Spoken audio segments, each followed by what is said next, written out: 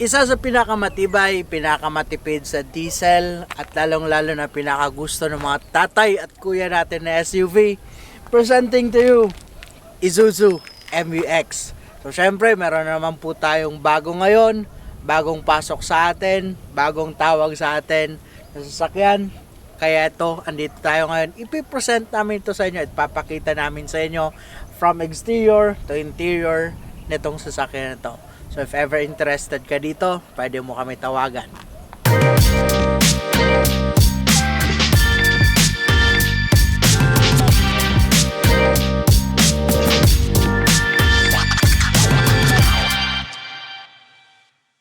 Konting background lang tayo dito sa sasakyan na to. So itong sasakyan na to, directly from first owner pa rin siya. And this is 2017 model, automatic transmission. So dito lang siya ginagamit. Family service, panghatid sundo, pang office. Kaya alagang-alaga kasi unang pamilya ang may hawak dito sa Isuzu MU-X. Simulan na natin dito sa front ng sasakyan. So kung makikita nyo, halos all stock pa naman siya, wala pang pinapalitan. From headlight to fog light, sa grills niya, and ito meron lang siyang aftermarket na accessories dito sa harap. At ang paint niya in good condition from hood to bumper. Pero meron lang ako nakikita dito na meron siyang part na may scratch, pero very minor na lang siya, sobrang liit na lang. This one, at meron dito sa side na to. Dito sa driver side ng Isuzu MU-X, from here papunta doon, makikita mo ito lang talaga yung kanyang damage, and dito sa front. So kung ipapa-retouch to, I think dalawang panel ito, more or less nasa 5,000 din ang gagastusin, but still very basic, very minor issues. Then papunta dito hanggang dun sa dulo, okay na okay yung paint niya, walang faded, wala na rin siya mga dents and scratches. So yun lang talaga na nasa front. And syempre yan, may mga aftermarket accessories na rin siya. This one, at syempre naka rain visor. At dun sa roof, makikita nyo mayroon na rin siyang roof rail. Sa tires naman nito na sasakyan na to, naka 265 65 ring 17 siya.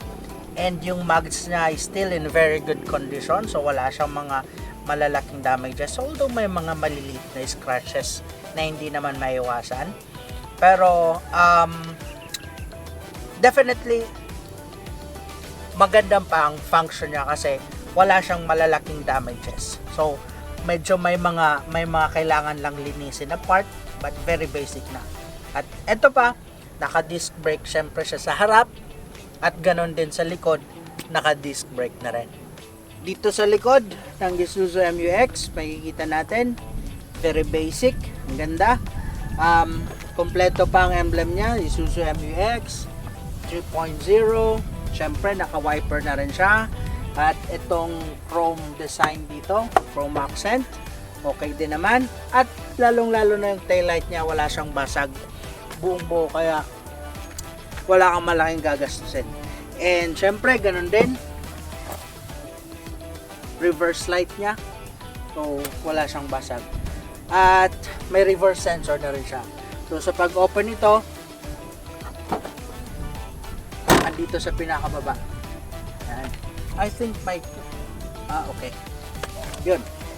Isa talaga sa pinagmamalaki ng Isuzu yung kanilang diesel engine na napakatibay. And this one, never been touched. All is stock. Basic maintenance lang daw ang ginawa ng owner nito. Change oil, check lang siya ng mga langis, ng mga fluid. Yun lang talaga ginagawa niya, and wala na siya naging ibang problema.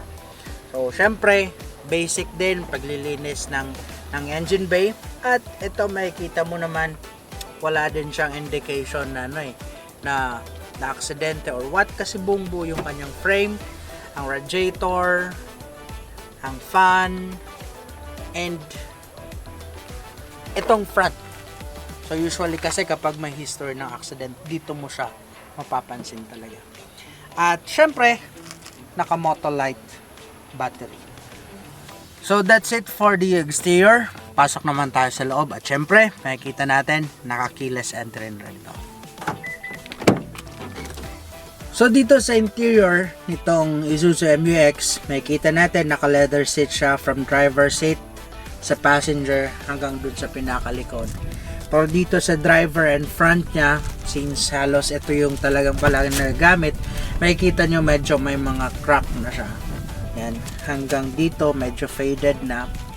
Yan. Pero wala naman siyang major damage sa kanyang seat. Kaya okay na okay pa rin. Pagdating naman sa driving comfort nito, very comfortable pa rin naman kahit nga sabi ko kanina may mga damage na, pero hindi pa rin nagmamatter siya. Ang importante, nasa tamang position ka, lalong-lalo na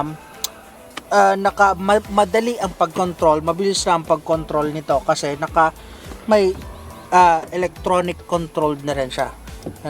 So madali ang pag-adjust, pag-front. So magdidepende sa height mo kung ang position mo. Then the same sa steering wheel, na-adjust din siya kung saan ka mas magiging comfortable sa pag-drive mo. Dashboard nitong MU-X, very clean. Wala siyang mga damages, wala siyang mga crack or mga gas-gas, and everything is working good from stereo to aircon papunta dito sa center console niya. So nasa maayos na condition lahat. Ito mga compartments, this one. Tapos dito naman sa steering wheel niya, syempre meron na rin yung mga control, which is working lahat siya, working properly. And of course, power windows, lahat naman siya nasa maayos na kondisyon. And ito pa pala, itong Isuzu MU-X naka push start and stop button na rin siya. Sa second row nitong Isuzu MU-X, nakikita natin still napaka-presentable pa rin. Very comfortable pa rin siya dito. Lalo na syempre, Isuzu, bibigyan ka talaga ng magandang space, magandang comfort, at maraming functions ang makikita mo dito sa likod ng Isuzu MU-X. So, kagaya nito, and this one, yan. And base naman sa owner, still working properly siya. And yun nga, mayroon din dito aircon control. So at least hindi lang sa front yung mga aircon vent mo. Even kung kahit nandito ka sa likod, syempre mas magiging comfortable ka. Tapos itong armrest, yan. May bottle holder pa. And ang space, ang legroom niya, ang headroom niya, maganda. So, ang sarap din ito pang travel na Isuzu MU-X. Okay. And syempre dito sa pinakalikod, dito talaga madalas yung lalagyan ng mga abubot. Natatanggal na rin visor, yung early warning device, itong cover, di ko alam kung saan to cover. Syempre ang tools nandito, yan, kompleto siya. At meron din dito charging port. At syempre, pwede mo ibaba para sa mas maraming luggages. Now, kung interested ka dito sa Isuzu MU-X, asking price ng owner dito is 850,000. So, hopefully, sabi ng owner, mahit talaga ang 850,000 kasi yun yung kailangan nila. But anyway, siguro kung hihingi pa naman tayo ng discount, kahit papano, pwede pa tayo makahingi ng pang diesel, di ba? Pang full tank. Anyway, mapag-uusapan na lang lahat ng yan kapag decided ka na kunin ng MU-X. Siyempre, if ever, kung gusto mo financing, pwede rin kami mag-assist sa inyo para makuha nyo itong Isuzu MU-X. So, para sa computation, tawag na lang kayo sa office namin. Pag-usapan natin at ibibigay namin sa inyo ang kayang-kaya nyo na computation.